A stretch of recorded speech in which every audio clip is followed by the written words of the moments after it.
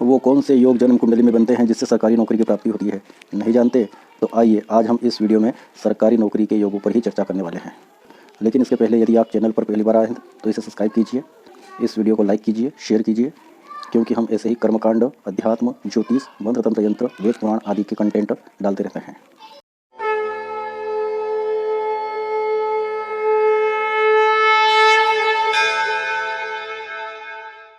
सरकारी नौकरी को लेकर क्या कहती है आपकी जन्म कुंडली और आपके ग्रह, ऐसे समझिए। यूँ तो हर मनुष्य का जन्मजात स्वभाव रहता है कि वह अपने भाग्य को जानने के लिए उत्सुक रहता है। लेकिन क्या आप जानते हैं कि इसी ज्योतिष के एक महत्वपूर्ण अंग यानी कुंडली में आपके भविष्य में आने वाली कई प्रकार की घटनाएं छिपी हुई रहती है, जिसे एक पारंगत ज्योतिष उन ग्रहों की भाषा जान करके आपसे सारा कुछ भविष्य फल कथन करते हैं। वैसे तो जन्म कुंडली में अनेकों योग होते हैं जिन्हें सभी को एक साथ बता पाना असंभव प्राय होता है। तथापि आज हम इस वीडियो में सरकारी नौकरी प्राप्ति के लिए जन्म कुंडली में कौन से ग्रह जिम्मेदार होते हैं या कौन से योग ऐसे बनते हैं जिससे सरकारी नौकरी की प्राप्ति होती है, आज हम उन्हीं योगों पर प्रकाश डालते हैं। जन्म कुंडली में सूर्य या चंद्र का कुंडली में लग्न में स्थित होना, सेकंड भाव में स्थित होना, फोर्थ भाव में स्थित होना या दशम भाव में स्थित होना या इनके स्वामियों से संबंध करना सरकारी नौकरी के योग को दर्शाता है, क्योंकि सूर्य और चंद्र यह दोनों राजा ग्रह की कैटेगरी में आते हैं, जो राजा की कृपा दिलाने में सहायक होते हैं। और वर्तमान समय में राजा रजवाड़े तो रहे नहीं, इसलिए आज राजा सरकार है, इसलिए यह ग्रह सरकार की नौकरी दिलाने में सहायक होते हैं। सरकारी महकमे में उपस्थिति कराना इनका कार्य रहता है, इसलिए सरकारी नौकरी की प्राप्ति में सूर्य और चंद्र का महत्वपूर्ण योगदान माना जाता है। इसमें भी चंद्र की अपेक्षा सूर्य का प्रभाव ज़्यादा मान्य होता है, क्योंकि सूर्य राजा ग्रह है जो राजा की कृपा को देने वाला कहलाता है। दूसरा योग है कि जातक को सरकारी क्षेत्र में नौकरी के मामले में सूर्य, मंगल, चंद्र व गुरु का चतुर्थ भाव में होना विशेष स्थिति प्रदान करता है। दशम भाव को इस स्थान पर बैठे ग्रह अपनी पूर्ण दृष्टि यानी सप्तम दृष्टि से देखते हैं। जो ग्रह चतुर्थ भाव में बैठेगा स्वभावतः वह अपनी प्रथम सप्तम दृष्टि से दशम भाव को देखेगा। चूंकि जन्म कुंडली में दशम भाव जातक के कर्म का भाव रहता है, इसलिए जब राजा ग्रहों के द्वारा दशम भाव पर दृष्टि डाली जाती है तो उस जातक के कर्म राजा के सदृश अथवा राजा के लिए होने का योग बनाते हैं। चूंकि इस योग में सूर्य, मंगल, चंद्र व गुरु का नाम आया है, तो यहाँ पर यह स्पष्ट कर देना चाहिए कि सूर्य राजा है, मंगल सेनापति है, चंद्र पुनः राजा है और गुरु राज पुरोहित की पदवी पर बैठे हैं। इसलिए इन चारों ग्रहों को राज्यसभा में उच्च अधिकारी के रूप में जानना चाहिए। और यदि यह ग्रह अपनी पूर्ण दृष्टि से दशम भाव को देखेंगे तो निसंदेह सरकारी नौकरी के योगों का निर्माण करेंगे ही। वहीं सरकारी क्षेत्र में नौकरी प्राप्त होने की संभावना उन जातकों के लिए अधिक होती है जिनके केंद्र भाव में मंगल हो या त्रिकोण में मंगल हो और उसकी दशम भाव पर पूर्ण दृष्टि आती हो। चूंकि जन्म कुंडली में मंगल को एक झटित ग्रह कहा गया है, यह अपना प्रभाव झटित रूप से प्रदान करता है, अचानक रूप से प्रदान करता है। और यदि इसका प्रभाव दशम भाव पर होगा या दशम भाव के स्वामी पर इसका प्रभाव होगा, तो निसंदेह जानिए कि वह व्यक्ति राज्य प्रशासन में किसी न किसी पद पर आरूढ़ होगा अथवा वह अपनी इतनी पहुंच रखता हो कि वह उस पद पर जा सकता है। बहुत से जातक प्राय ऐसे देखे गए हैं जिनकी कुंडली में ऐसे योग विद्यमान रहते हैं, तो जब उनसे जाना जाता है तो वो किसी सरकारी नौकरी में नहीं रहते, बल्कि राज्य या सरकार के द्वारा अति सम्मानित दृष्टि से देखे जाते हैं। उन्हें नौकरी करने की कोई आवश्यकता नहीं रहती, वह वैसे ही राज्यसभा में उच्च अधिकारी के रूप में आसीन रहते हैं। जैसे उदाहरण के तौर पर आप मान लीजिए कोई नेता जो कि जिसकी कुंडली में ये योग विद्यमान हैं, लेकिन तब भी वह सरकारी नौकरी पर नहीं रहता। इसका क्या मतलब है? इसका यही मतलब है कि वह इंसान किंग मेकर की भूमिका में है, न कि नौकरी करने वाला एक एम्प्लॉइज के रूप में है। और यह निसंदेह जानिए कि जो किंग मेकर की भूमिका में रहता है उसके लिए किंग बनना उतना ही आसान रहता है जितना उसने दूसरे को किंग बनाया है।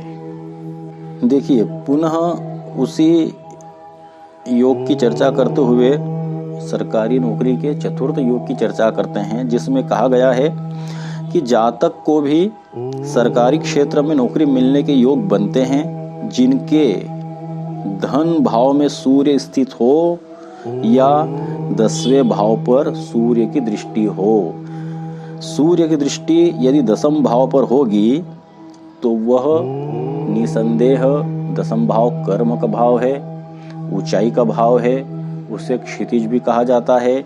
यदि सूर्य क्षितिज में या क्षितिज को देखेगा तो उस जातक को निसंदेह क्षितिज पर ही बिठाने का कार्य करेगा।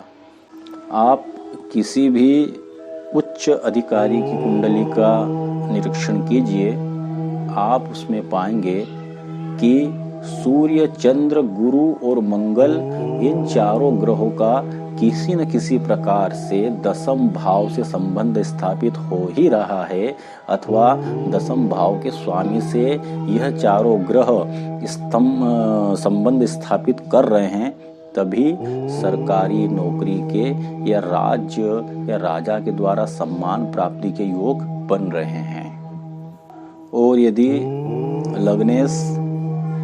लग्न में सिंह राशि हो और सूर्य 10वें भाव में स्थित हो तो निसंदेह जानिए कि वह इंसान किसी न किसी प्रकार से सरकार से जुड़ा हुआ ही रहेगा, क्योंकि लग्न या लग्नेश नीच का कारक होता है जो उस जातक के नीच को दर्शाता है, और 10वां भाव उस जातक के कर्म को दर्शाता है। तो जब लग्नेश कर्म भाव में स्थित होगा तो आप ये कह सकते हैं कि वह जातक निसंदेह सरकारी पद में रहेगा या सरकार के द्वारा सम्मानित होता रहेगा। षष्ठम योग की चर्चा करते हैं तो कुंडली के फर्स्ट या चौथे भाव में गुरु के होने पर भी इसके योग बनते हैं। देखिए, गुरु अपने आप में इतना शुभ ग्रह है कि जब यह केंद्र में बैठता है तो केंद्र के सारे दोषों का हरण कर लेता है। और यदि यह लग्न में बैठ जाए तो समझ लीजिए कि लग्न चतुर्थ भाव, सप्तम भाव और 10वें भाव पर आने वाले समस्त दोषों को ये हरण कर लेता है। क्योंकि जब गुरु लग्न में बैठेगा तो वह वहां से जातक के भाग्य भाव को पूर्ण दृष्टि से देखता है, और यदि गुरु की दृष्टि जातक के भाग्य भाव पर पड़ती है तो निसंदेह जातक का भाग्य और भी पल्लवित होता है, जिसके फल स्वरूप जातक को वह सुख, संपदा, ऐश्वर्य की प्राप्ति कराने का योग बनता है। और यदि इसके अलावा 10वें या 11वें भाव में गुरु हो तो भी इसी प्रकार का योग का निर्माण होता है, क्योंकि 10वां भाव कर्म का भाव है, एकादश भाव आय का भाव है। जब कर्म या आय से गुरु इस संबंध स्थापित करता है तो मैंने जैसे पहले ही कहा था कि गुरु एक शुभ ग्रह है जो कि दशम भाव से जब संबंध स्थापित करेगा अथवा एकादश भाव से संबंध स्थापित करेगा तो वह जातक को धन, मान, प्रतिष्ठा, नौकरी, जायदाद इत्यादि देने का कारक बनेगा। इसके अलावा सरकारी नौकरी का योग कुंडली में केंद्र या त्रिकोण में चंद्र के बली होने पर भी बनता है। दशम भाव पर या दशमेश के साथ चंद्र की युति हो, वह उसके साथ बैठा हुआ हो, अथवा चंद्रमा दशम भाव में उच्च का या स्वराशि का होकर के बैठ जाए तो समझ लीजिए कि यह भी यहाँ पर सरकारी नौकरी के योग बनाता है। क्योंकि जैसे मैंने पहले ही कहा है कि सूर्य की भांति ही चंद्र भी राजा कैटेगरी का ग्रह माना जाता है। तो जब यह ग्रह भी दशम भाव के साथ संबंध बनाएगा अथवा दशमेश के साथ युति करके बैठेगा तो निसंदेह वह जातक को राजा के समान अथवा राजा की सेवा में नियुक्त करने का कार्य करेगा। इसके अलावा सरकारी नौकरी की प्राप्ति के योगों में जातक की दशमांश कुंडली का निरीक्षण भी अति आवश्यक माना गया है। दशमांश कुंडली जातक की उन्नति अवनति का दर्शन कराती है। इसलिए दशमांश कुंडली में लग्न यानी फर्स्ट भाव या 10वें भाव पर यदि सूर्य और चंद्र हो तो ऐसा जातक सरकारी कार्य करता है, साथ ही ऐसे जातक को बड़ी पदवी भी मिलती है। अब बहुत सी कुंडलियों में ऐसा भी पाया जाता है कि जन्म कुंडली में सूर्य किसी मजबूत स्थिति में नहीं है, लेकिन वही सूर्य जब देखा जाता है कि दशमांश कुंडली में स्वराशि या उच्च का होकर के स्थित है तो वह सूर्य जातक को दशमांश कुंडली के अनुसार उसकी उन्नति में सहायता प्रदान करता है। और यदि कोई राजा किसी व्यक्ति को सहायता प्रदान करेगा तो वह सहायता किस प्रकार से होगी? वह सहायता भी राजा कैटेगरी की ही होगी। कोई राजा अगर किसी को दान देगा तो वह 1 रुपया, 2 रुपया या 5 रुपया दान नहीं देगा। वह दान देगा तो लाखों या करोड़ों रुपए दान देगा। तो उसी प्रकार जब सूर्य दशमांश कुंडली में स्वराशि का होकर के या उच्च राशि का होकर के बैठ जाएगा तो वह जातक को अपने प्रभाव से उन्नति देगा, जो उस जातक के लिए अति उन्नति का रूप धारण करेगी। इसलिए सरकारी नौकरी की प्राप्ति हेतु जन्म कुंडली के साथ साथ दशमांश कुंडली का निरीक्षण भी उतना ही आवश्यक है। साथ ही विंशोत्तरी दशानुसार जातक को किस दशा अथवा अंतर्दशा चल रही है यह भी जानना उतना ही नितांत आवश्यक है। और इसके अलावा यदि किसी जातक की जन्म कुंडली में 5 महापुरुष योगों में से कोई सा भी एक योग पूर्ण रूप से बन रहा हो अथवा एक से अधिक योग बन रहे हो तो वह इंसान किंग मेकर की भूमिका में रहता है। जैसे प्रधानमंत्री मोदी जी की कुंडली में लग्न में वृश्चिक राशि का मंगल बैठा हुआ है, जो कि उनको अति बल प्रदान करता है। वह इंसान किंग मेकर की भूमिका में बैठा हुआ है, न कि वह किंग की कृपा पाने के लिए आतुर है। ऐसे इंसान किसी को नौकरी पर रख सकते हैं, खुद नौकरी नहीं करते हैं। और आप देख लीजिए कि आज प्रधानमंत्री जी की क्या स्थिति है। 5 महापुरुष योगों के अलग अलग प्रकार के फल होते हैं। यह फल किसी और अन्य वीडियो में कवर करेंगे। आज आपको संक्षिप्त रूप से सरकारी नौकरी प्राप्ति के योगों के बारे में बताया गया। इसके अतिरिक्त और भी बहुत से योग बनते हैं विस्तृत रूप से। यहाँ पर समय के अभाव में आपको सिर्फ दिग्दर्शन करवाया गया है।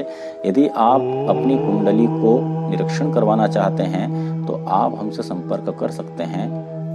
जिसमें पर्सनली रूप से आपकी कुंडली का निरीक्षण किया जाएगा और उसमें जो उपाय बनते हो जिससे ग्रह शांति अथवा योग की प्राप्ति का हेतु बने वह आपको सजेस्ट करवाया जाएगा। आज इस वीडियो में बस इतना ही। आगे और किसी ऐसे ही योग की चर्चा लेकर के नया वीडियो लेकर के आएंगे। इसी के साथ धन्यवाद। जय श्री कृष्ण।